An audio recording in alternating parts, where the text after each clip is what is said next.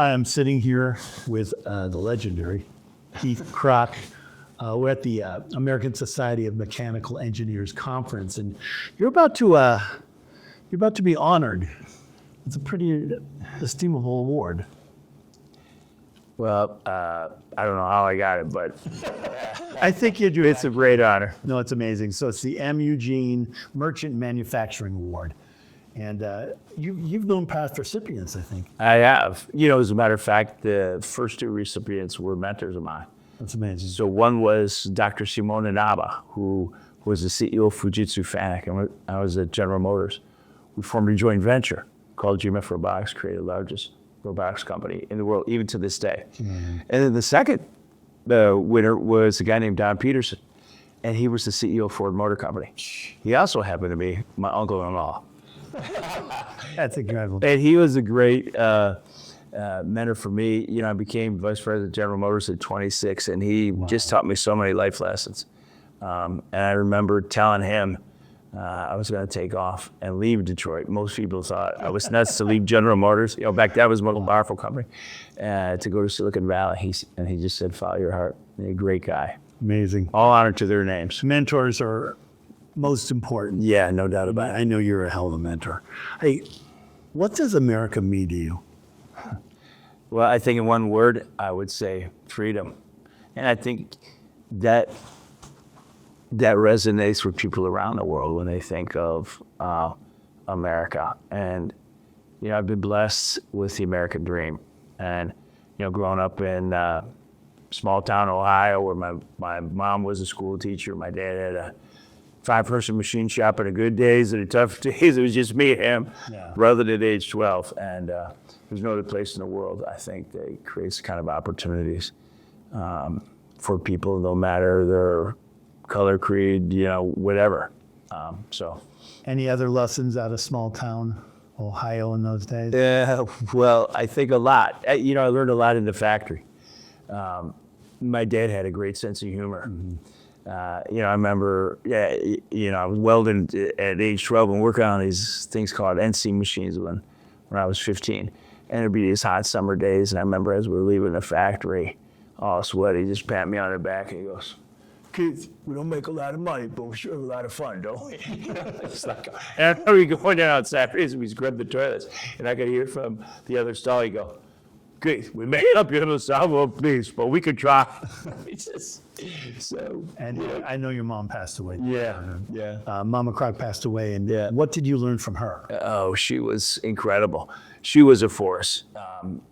She was a phys ed teacher at a girls' Catholic high school, and then she walked across the street and coached the boys' inaugural wrestling team.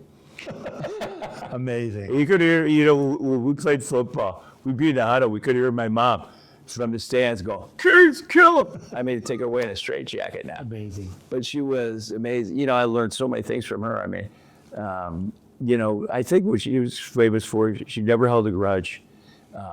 She had a heart of gold. She taught me that your heart has an infinite capacity for best friends.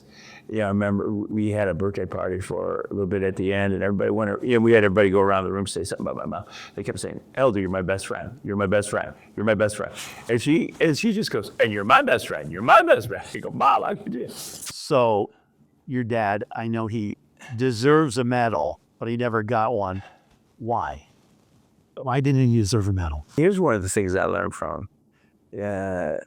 He ran this small machine shop. One of the things I learned is that those small and medium-sized manufacturing companies are the heart and soul of U.S. economic engine. And he's the American dream guy, for sure. And he, one of the things he would always say is the American dream is that the student surpasses the professor. So what he meant by that is that I would have a better life than he had, and then my children would as well. And that really meant a lot to him. The other thing, he was big on education too, coming from Germany. Mm-hmm. And he always said, "You save money for 3 reasons. The first reason is for your home, so your family has a nice home. The second reason is for your retirement, so you don't have to mooch off your children. And then the third thing is for your children's education. And you'd always mortgage the first 2 for the third." Wow. you seem like you're a real people person, and it seems like you might have got those qualities. Oh yeah, it was great. I remember being in the factory with him. You know, I think we probably had like 3 folks in the factory at the time, and he'd answer the phone and go, "Litco Industries, Steel Fabrication Division, John Krach speaking, Director of Sales. How may I help you?" Look at I like 3 people. Yes, our customers are Generous Motors, Ford, and Chrysler. He specialized in quality and service. Never let him come to the factory. Well, you're about to receive the nation's highest honor in manufacturing. So I know that President Trump has put a big emphasis on bringing manufacturing back to the United States. Why is this important?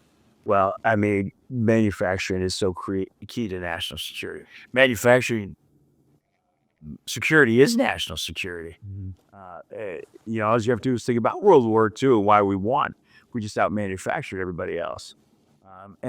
What's really great these days is President Trump's, and started the first administration, really brought back manufacturing. And it was great to be part of brokering the largest onshoring in history with TSMC in the semiconductor business. And I remember when I was running U.S. economic diplomacy, we look around, there's not one semiconductor company in the world that was going to build manufacturing plant, a fab in the United States. And I knew I would talk to CEO of Intel and Micron, all these guys. But we figured if we get TSMC, who was the leader, which is Taiwan semiconductor manufacturing company, to come over, they bring their suppliers and all that, and the rest of the guys would follow. And indeed, that happened. So since we did that, now over $500 billion of investment and jobs in the most important industry are now here in America. And it continues to grow. So there's a ton of momentum. Wow. Well, look, you're about to head into this event, and I know time is money, but I appreciate your today. Thanks so much. Great honor. I appreciate it.